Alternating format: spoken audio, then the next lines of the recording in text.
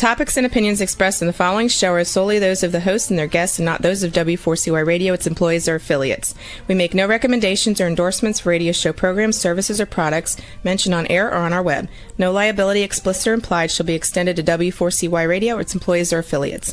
Any questions or comments should be directed to those show hosts. Thank you for choosing W4CY Radio.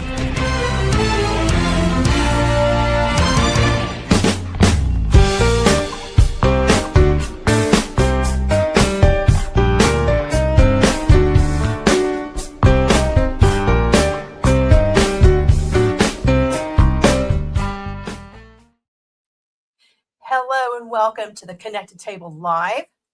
We're your hosts, Melanie Young and David Ransom, your insatiably curious culinary couple. We travel the world to bring you the amazing people we meet, the places where we eat, the wines we sip, and the amazing destinations to help you decide where to go next in your life and how to enjoy life to the fullest. Mm-hmm.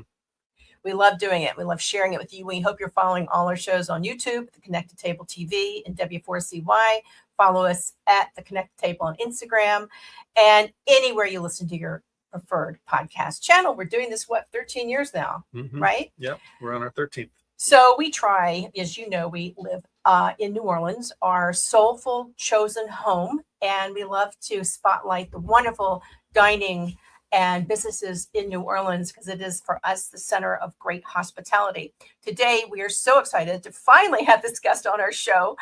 He is a hard one to nail down because we are taking you to the oldest restaurant in New Orleans and the oldest continuously family-operated restaurant in the United States. It is a legend, and if you come to New Orleans, if you don't dine at Antoine's, you are missing such an essential part of the city's rich history. Antoine's restaurant was founded in 1840. Our guest will tell us a little bit more about the history because he's the fifth generation family owner. We're talking about Rick Blount, who is a descendant of the founder. This is where many of New Orleans' iconic recipes and dishes have been created. Let's talk about Oysters Rockefeller, eggs Sardou and Pommes de Terre Soufflé, and really one of the best baked Alaskas ever. Absolutely legendary. We could dine there every week, really. So also, this restaurant is a museum, a testament to the history of New Orleans in the United States. Every room is a museum, a mini museum. It's just incredible. And of course, the hospitality is beyond par. It's just amazing. So we're so excited to have Rick Blount join us to share the story of his family, of Antoine's, and the great experience that this wonderful restaurant, legendary restaurant, offers. So Rick Blount, welcome to the Connected Table Live. Thank you. And as you see, we honor you with the background of I love it. You know, you carry the legacy and also the weight of running a legendary restaurant that your family has had for 5 and eventually 6 generations, which is a lot. Let's start with, who was Antoine Alciatore and what brought him to New Orleans? The family pronounces the name Alciatore. Don't ask me why, but the second half of that question is my great grandfather probably chose New Orleans because he only spoke French, and so when he came to America, he was told, "Go to New Orleans. They speak your language," and I think he did. Well, that's good. So he was French or French Italian? He was all French. Well, I think he spent the vast majority of his life in France and worked in France, but he was born right in that particular part of the coast.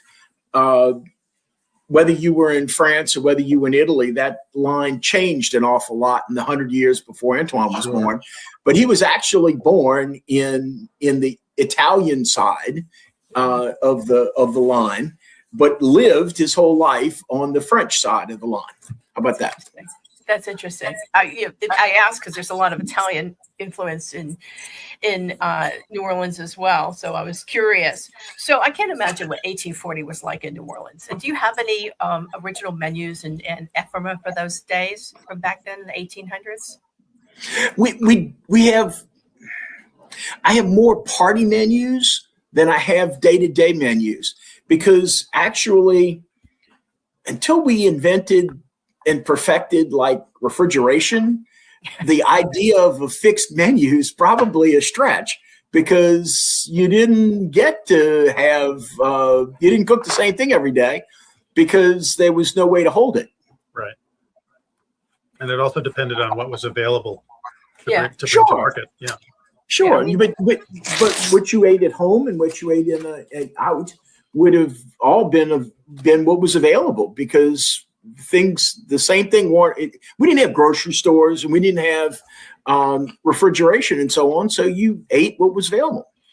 It's interesting. We're talking about over almost 200 years. So that's why we're putting it into context for everyone, because that's, for Americans, it's, a very long time. For the Europeans, they're like, whatever. But in New Orleans, though, New Orleans had its carriage trade and its trade. I mean, it was a big business, the ships and the bananas, and a lot of industry there and a lot of carriage trade. So Antoine's was able to cater to that discerning palate and with what is considered French-Creole food. Now, for those who are not from New Orleans, define the menu of French-Creole based on what your family and the interpretation is.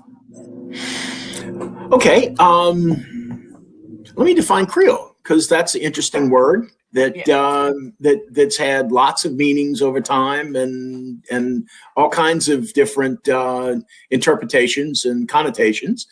But in its current sort of connotation, it's gone back to much closer to what it was originally. Creole was a word that described American-born Europeans. So if you were considered a Creole, that means that your parents were Spanish or French, but you were born outside of Spain or Italy or France. And so you were considered a Creole.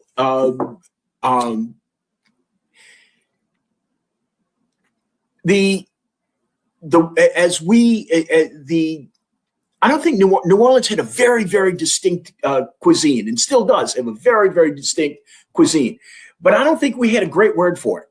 I don't think we had a way to describe what New Orleans food was, as opposed to like Cajun food, which is another big, distinct classification of food.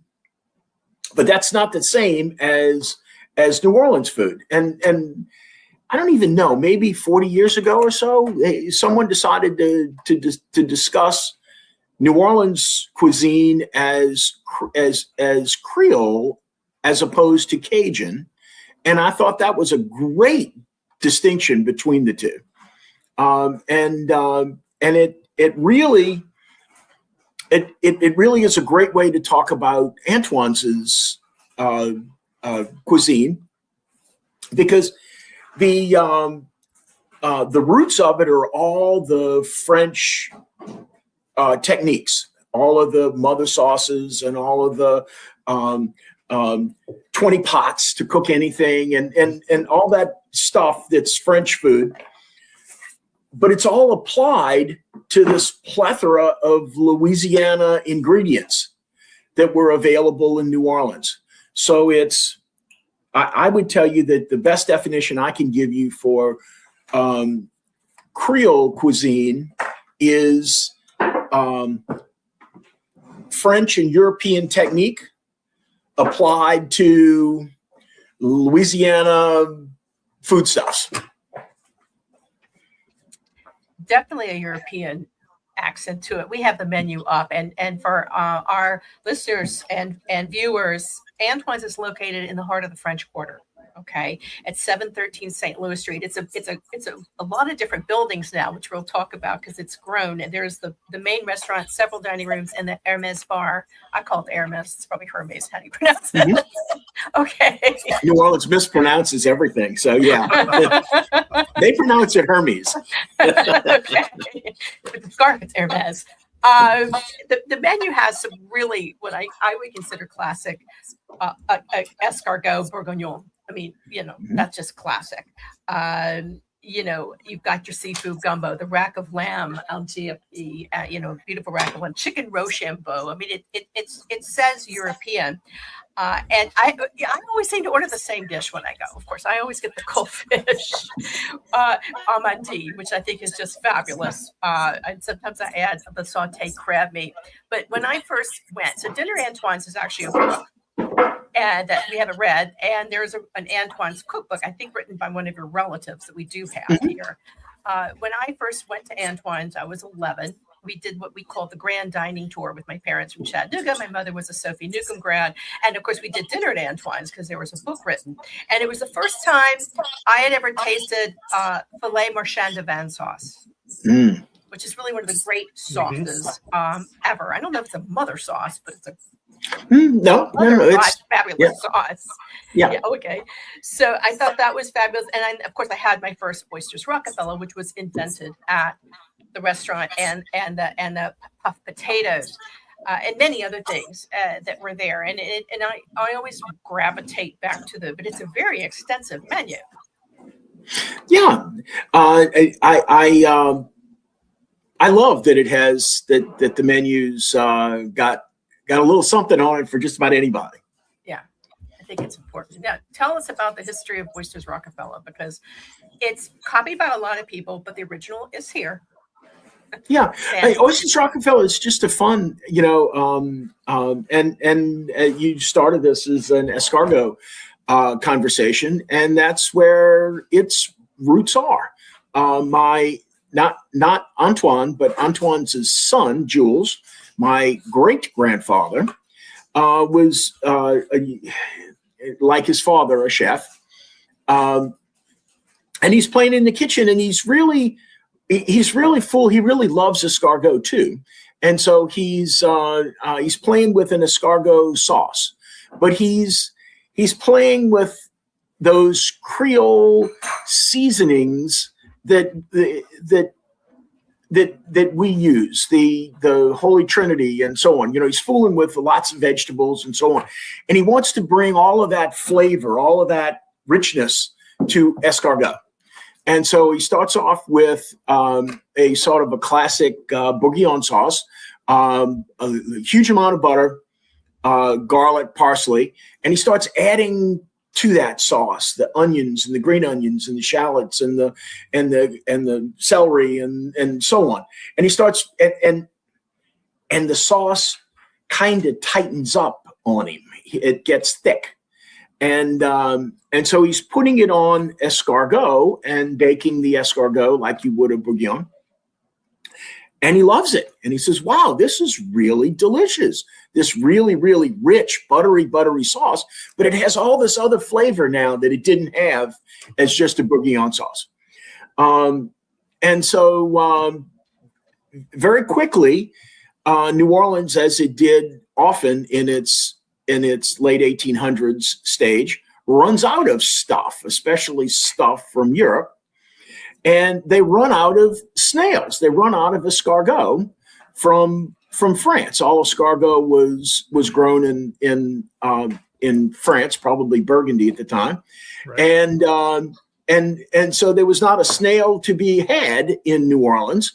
And so, but Jules had made a big vat of his new escargot sauce. So rather than just throw it away, he tried putting it on oysters. And so he put an oyster on the half shell, and he put his new escargot sauce on the oyster, and he baked it. And what came out of the oven was truly delicious. I think I've tried it both ways, but I think it's much better on oysters than it is on his intended protein, which was escargot. And so that's really where it was born. It was just this incredibly rich way to eat oysters. And it was a happy accident. It was a happy accident, like many culinary accidents. Exactly. Do we have photos or no? I'm sorry? I think I'm trying to see if we may have photos. We may not. I don't know if we have the photos or not. We'll post them. But they're really that. We always get the oyster. This is the two. There you go. Yeah, this is two. This is two different oysters. What's the other one? Well, I'm looking at some what New Orleans calls charbroiled oysters, and some oysters ronquille, bay ronquille. Okay. So those are blue crab crust of Romano, Asiago, and Parmesan garlic. Oh, we had those. They were delicious. Oh, those are good. And of course, there's also Oysters Rockefeller on there as well. Those are good. Lower right. Antoine's has different types of oysters. Yeah. Okay, we can bring that. I'm getting hungry. We got to take that photo down. I'm getting hungry right now. Hey, Rick, before we continue talking about the menu and how fabulous it all is and making us want to get off the radio right now and come down and have lunch, let's talk about the history of Antoine's, how he opened it and how he came to open it. And originally he opened it as a pension that also had a small restaurant attached to it as well. Tell us about the history of Antoine's and how it actually got started. Well, the earliest iteration, Antoine's was a very young immigrant and a young chef who worked in the block that is now where the Supreme Court, the big marble building, is, in the next block from Antoine's. And he was a chef there and opened the restaurant for that particular pension.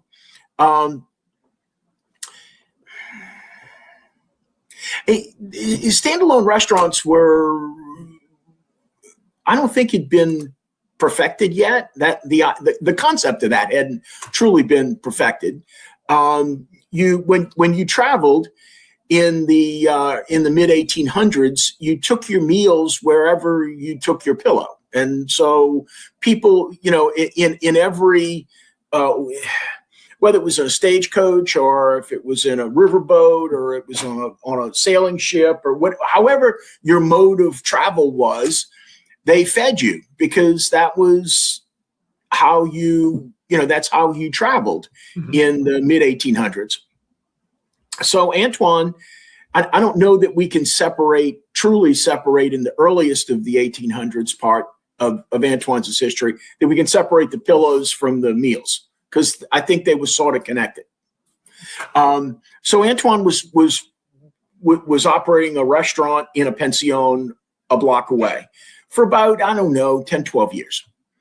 And he is able, we have the active sale or whatever in the archives when he bought this building, the 713 St. Louis building.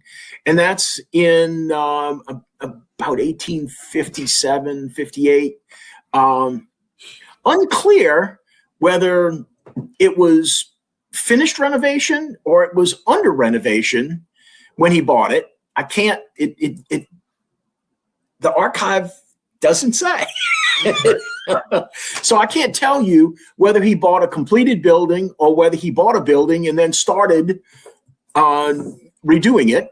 But the basics of that building is it's a 4-story building. It had 3 floors at the top that had hotel rooms and his big dining room and huge kitchen in the backyard, behind it.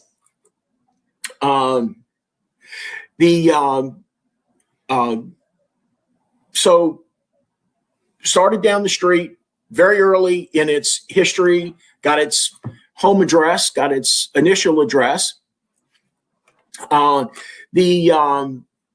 had a lot of kids, but ended up that one particular son of his, a middle son, Jules, bought the restaurant from Mom, Antoine's wife, after Antoine died, and that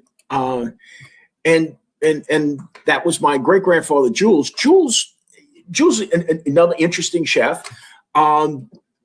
Jules is the one that invented Oysters Rockefeller and so on. But Jules also married a plantationer's daughter. Honey, you need to go get me my charger. And got a nice big dowry for that. So what Jules invested in his investments were his neighbors. He grew up in that house. He grew up at the 713 building. And so he bought his neighbors' homes as they would sell them as they retired or moved or whatever else. And so we have all this other real estate that adjoins Antoine's, which is just Jules's thing. That's what he did with the dowry that he got from marrying his pretty wife. So the footprint expanded tremendously in the second generation. The third generation was my grandfather, Roy Alciatore, and very different personality than his daddy. But Roy made Antoine's fine. Roy was a perfectionist, and Roy really dotted the I's and crossed the T's of fine dining and white table. You know what I mean? He really, really brought Antoine's into the modern restaurant business, and that really helped massively decide our future as a company that would stand the test of time. About what time frame are we talking about in the 1900s? 1920, 19. Okay, my wife has given it to me. 1932 was the about the date that we see that Roy took over the reins, and my grandfather died in 1972. So you get that.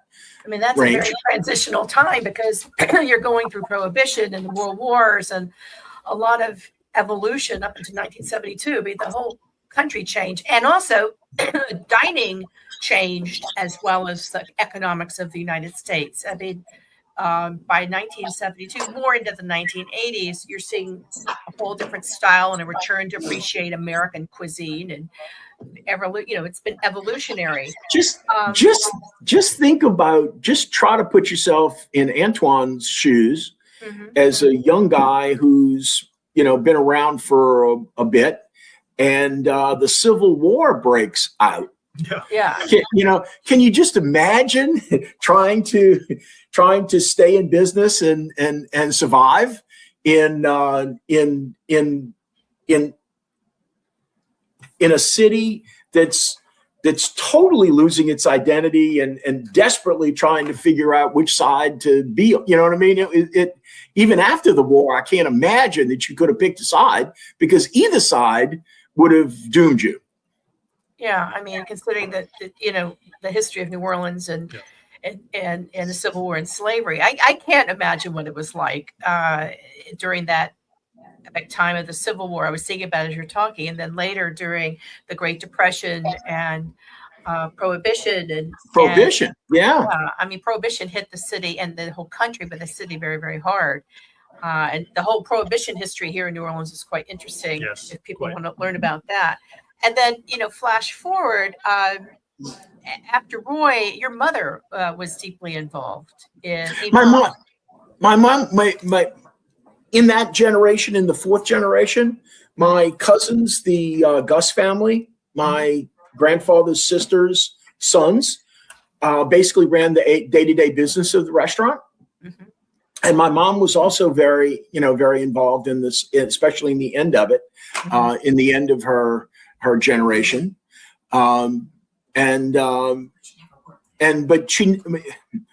Mom never got a paycheck from the restaurant. Mom Mom was the grande dame. Mom didn't scrub dishes. There's a beautiful picture of you and your mother on the website, antoines.com. It's quite lovely. It's such a wonderful website to visit because the history is so rich. But seeing all the family portraits, I think you have one room of the many that's the portrait room. Yeah. I love that room. That's the 1840 room. Well, that's what my grandfather named it when he opened it. And for some reason, it's got all the family's portraits and so on in it. And I just adore it. I think it's so much fun to play with. I remember standing in front of and I get that it's a background, but the picture was taken from the sidewalk where you are in the picture that I'm seeing you sitting in front of. Is you're standing on the sidewalk across from Antoine's, and I remember standing on that sidewalk after Katrina, and all the bricks from the side of Antoine's were still in the street, and the building was falling, and it was and the city had flooded, and it was completely underwater at this particular time, and the reporters are standing there going, well, now that New Orleans is gone, where are you going to move to? It was a foregone conclusion that there was no way that New Orleans could come back from such a horrible event as Hurricane Katrina.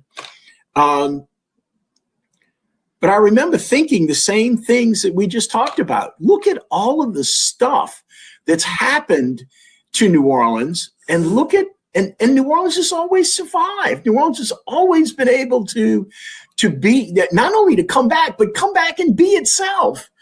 What a testament to New Orleans. It is a testament. And Katrina was so difficult. And then, of course, you're back on your feet and everything's going, and then COVID hits. And COVID was a bad one. But COVID didn't have the tail. COVID didn't have the damage tail that Katrina did. Yeah. How long were you closed after Katrina? We were closed from August 29th, which was Katrina, to New Year's Eve. So December 31st, but only in a very small portion because it's lots of buildings, and the main building was massively damaged. So that one didn't open for another 2 years. But where the Hermes Bar is now, it wasn't the Hermes Bar then, but we were able to open in that building on December 31st, and it was absolutely essential that we be able to open because we needed to be able to bring our staff back. We needed to run payroll. Families needed to get normalcy. We needed to be open. We didn't have any customers, but we had payroll. Well, and that's important, which we're going to get into about your staff. It symbolically, it meant a lot to the city. I mean, for the great restaurants of New Orleans to reopen, Antoine's, Galatoire's, Commanders, that meant a lot. It was important to have that reopening. We're still here because it took a long time to get over that.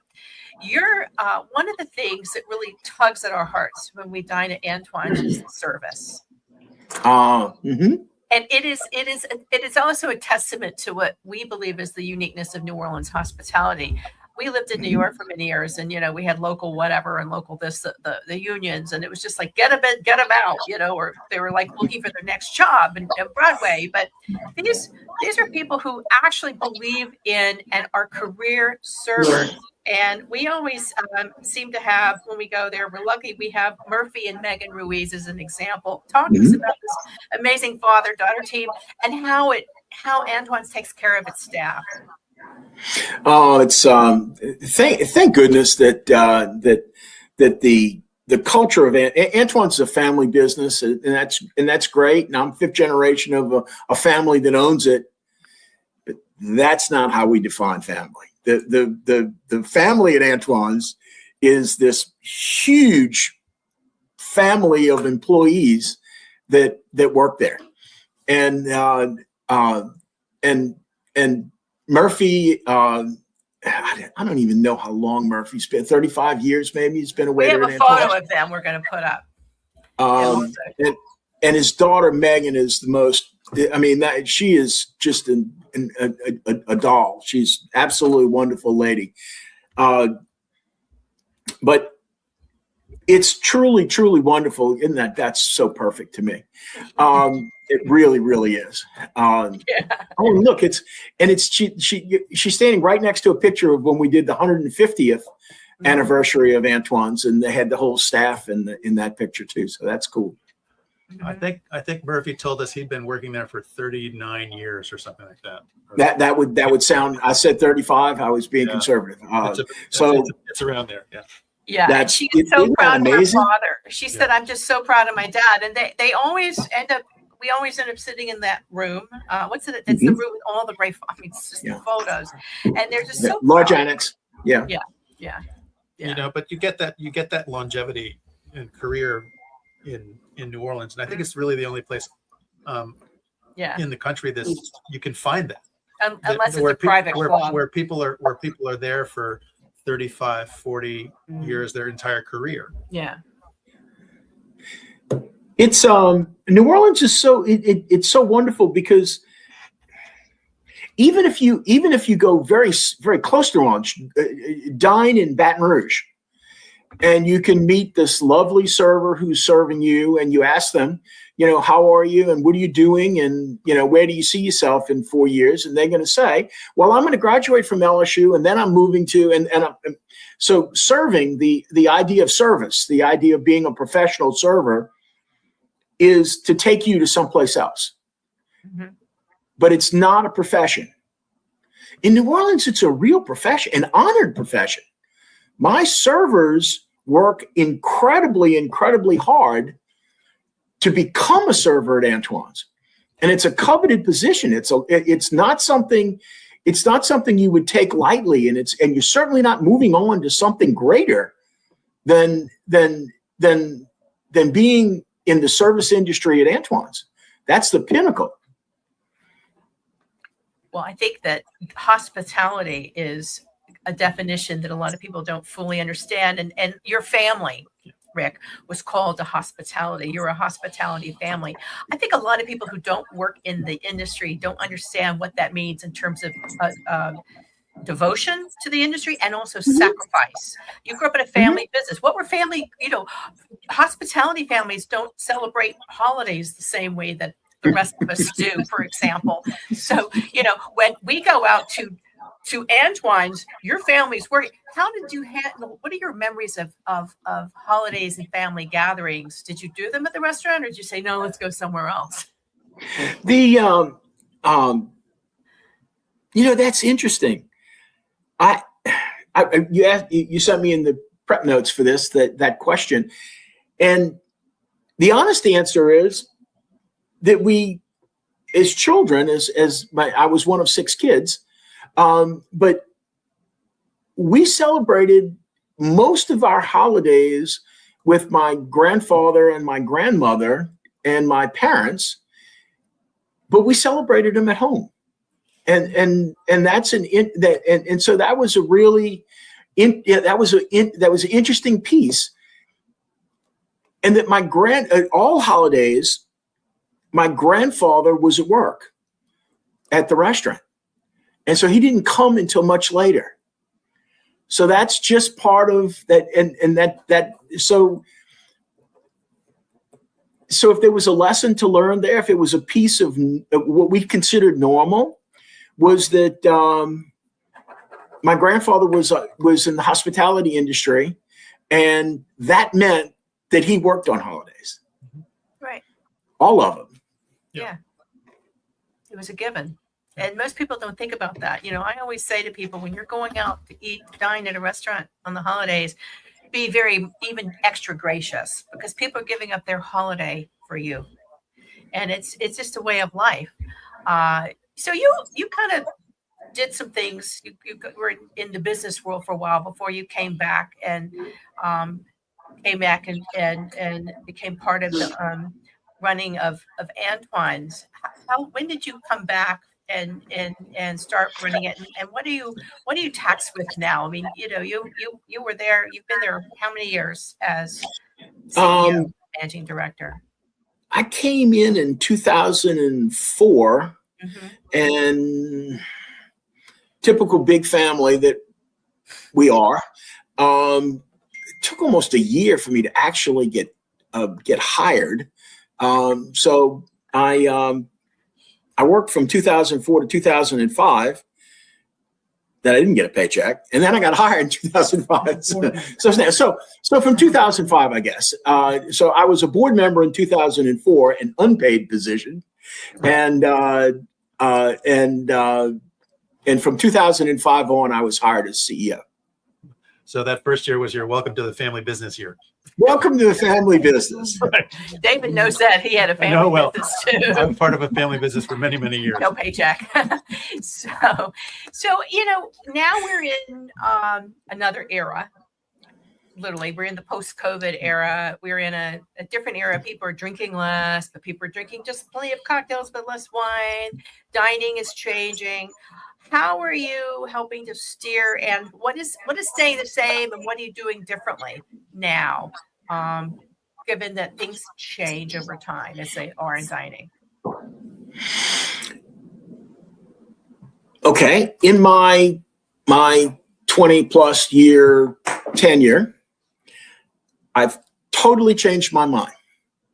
I thought in the early first 10 years of that 20-year period, I thought that what the world appreciated about Antoine's, what made Antoine special, what needed to be celebrated and what needed to be preserved, mm-hmm. were the old ways, the ways that we did it, which is an interesting concept because certainly we don't do it the same way Antoine did it, and we certainly don't do it the same way Jules did it. And at the time, even in my grandfather's time, my grandfather certainly didn't do it the way his father did it. But for some reason, I thought that I should never change what my grandfather did.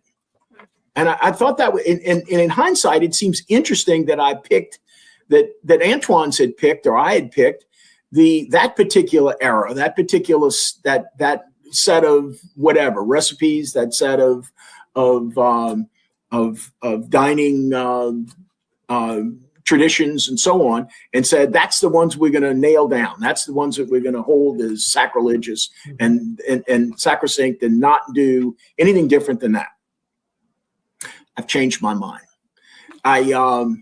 I think that all living organisms need to adapt to their environment or they'll die. And I think that businesses are alive no different than any other organism. And so as things in the world change, no one in my grandfather's day would have envisioned something called gluten-free. Couldn't have envisioned it. Wouldn't have. No one would have ever thought that could be a thing. No carbs. But it is, and so life is going to change every day, mm-hmm. and I believe that it will be an awful lot of fun to be in the hospitality industry forever, because it's always going to change. Mm-hmm. And I think that's very, very, very important, that we be able to balance the traditions that mm-hmm. brought us to the dance with the world we live in today. And that I think is the fun part. That's the part that we get to celebrate every day. I think it's interesting because you do Antoine's does a lot of specialty menus, a 3 martini menu. I just looking at it on Antoine's.com, some things you do have GF next to certain dishes, and 0 proof cocktails, which was never something that would be on a menu many years ago. There is a solid zero proof. And let me just tell you, the cocktails at Antoine's are amazing. And they just have wonderful wine dinners. But there is a zero proof cocktail menu. And that is an example of adapting. Right? It really is. I would, again, zero proof cocktails. Who would have thought that would be a thing? I can't imagine. And I certainly, even 20 years ago, couldn't have imagined that we would be, that we would be, that we would really be embracing it and having a lot of fun with it. That people would literally come to the Hermes bar because they could really play with zero proof cocktails. I would have never thought that was something that would be part of our core business, but it is. Yeah. And you know what? It's fun. It's great. Yeah, it is. It's creativity, and just I'm happy to see in the menu that charboned oysters are gluten free, as is the crab meat ravigote, and you're very clear about it. And I think it is something you do to keep up with the times because people do have food sensitivities. While we're talking about food, let's give a shout out to your chef. Tell me about your chef. My exec, his name is Ralph Pacina, and I think that he's a local boy, of all things of Croatian descent. So that means he's an oyster fisherman, which it seems the Croatian nationality has cornered the oyster business in South Louisiana. Yeah, I think he's wonderful. He's so great at understanding that balance. Just getting it, and he's so great at celebrating the Louisiana palette of food. How do we celebrate the things that are us? How do we celebrate Louisiana fish? How do we? We're not going to buy a Pacific cod. We're gonna use the bounty of delicious fish that are caught here in Louisiana every single day. Yeah. And so it's so much fun to play with him, and quite honestly, I just adore his palate. He creates things for me that are just wonderful to put in your mouth. Is there a dish on the menu that is a signature of his, in addition to the ones that are long-standing, or a tweak that he's done? Sure.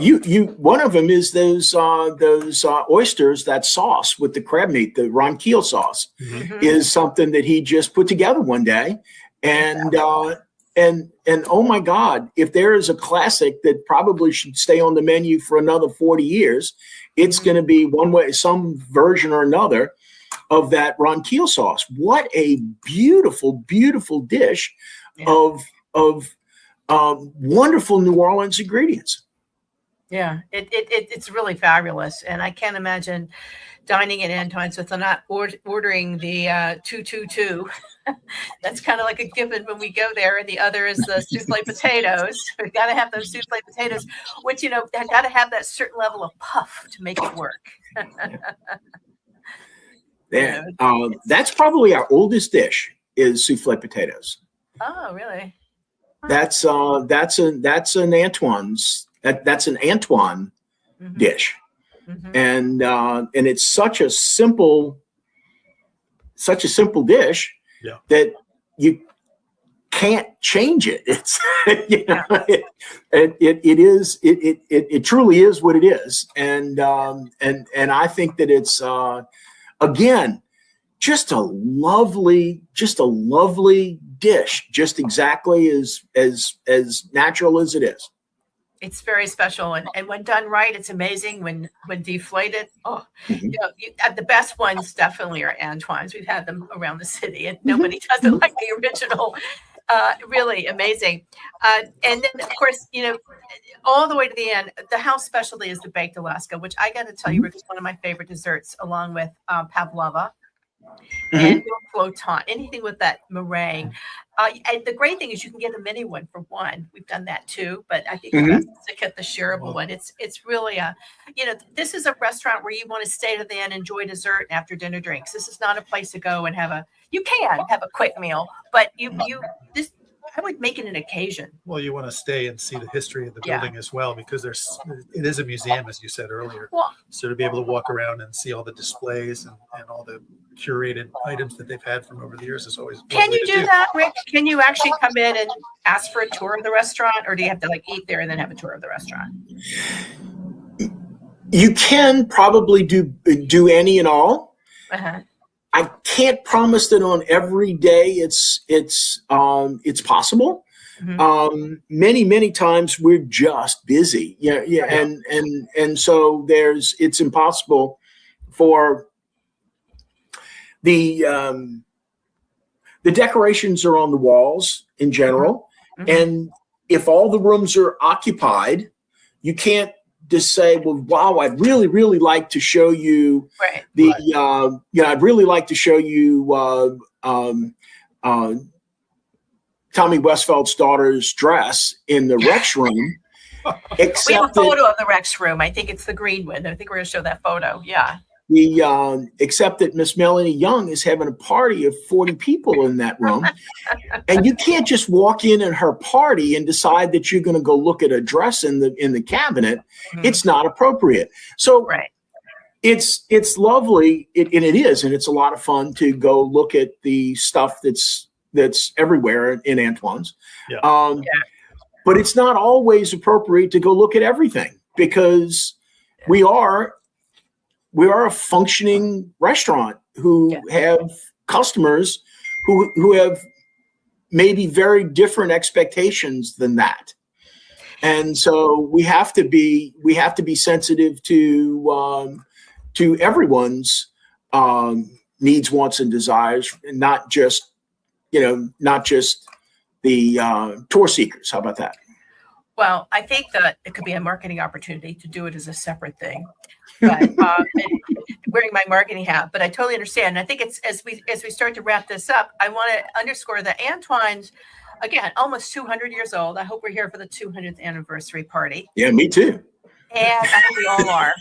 I hope there's no hurricanes. And it is beloved in the community of New Orleans and in the state of Louisiana, and has a loyal local following, but is also one of the top tourist dining attractions when you come to New Orleans. So it is definitely, you want to make a reservation. The good news is that Antoine's is open for brunch with jazz band on Sunday, lunch and dinner, just about every day it looks like. And then there's the Hermes bar as well. If you want to go a little casual, there's a dress code. I like to dress up when I go to Antoine's. It just makes you want to feel that way. When I dine out in New Orleans, and I encourage all the tourists to say, go for it. People love to get dressed up and have a good time when you go to Antoine's. It makes your dinner so much more special when you feel it. It's better to be dressed. You feel excited. You feel better. I think everything about your experience is better when you want it to be a great occasion. I agree. And right now, I think every week there's a special, whether it's a wine dinner, we're the culinary and the special menus throughout the year. I have many friends who are doing parties there. I've seen lunches in Blount. I've seen pink. Everybody seems to have a theme when they go have a party at Antoine's. And I kind of watch the photos. It's amazing. Culinary is so much fun in New Orleans in the summer. I mean, it's and I love what we do every year. We try to knock it out of the park with the culinary, the menu for culinary. But so many other lovely restaurants do the same thing. Isn't it wonderful to play with culinary all over the city? Yeah, we're just for our reference, it's a special time in August, which is a hot time of the year in terms of going out in restaurants and also the weather. But the restaurants just let it all out, and they create these amazing menus that are 3 courses, 2 courses with great value, and you really can try the restaurants. And people who live here and visitors, they make it their goal to check off a couple of restaurants they haven't been to in a while or may have not tried yet. Which is what we do. Which is what we do, and it makes being here in August a lot of fun. And it goes into September, and then there's other occasions around the year where there's something always happening. So, for everyone who is thinking about visiting New Orleans, if you are around the world, which many of our listeners and the followers are, make a reservation and come and dine at this place, which is such an important part of the history of New Orleans. You will never regret it. You will always cherish the memory, like I do when I remember the first time I dined at Antoine's with my parents, and that was many, many years ago. How lovely! Yeah, really amazing, Rick. It's been so great to finally have you join us. You were a busy man. We want to thank your wonderful wife, Lisa, for helping set this all up. We can't wait to go back and have a meal. We'll probably come for a lunch. We like to go to lunch in the quarter. It's so much fun. And again, the restaurant is Antoine's, and you can go to the website, antoines.com, and learn more. Thank you, thank you, thank you. Thank you. It was very enjoyable. Have fun. We will. And for everyone, I hope you're inspired. Come down to New Orleans, dine, visit, and be inspired, because we want you to always stay insatiably curious. Thank you.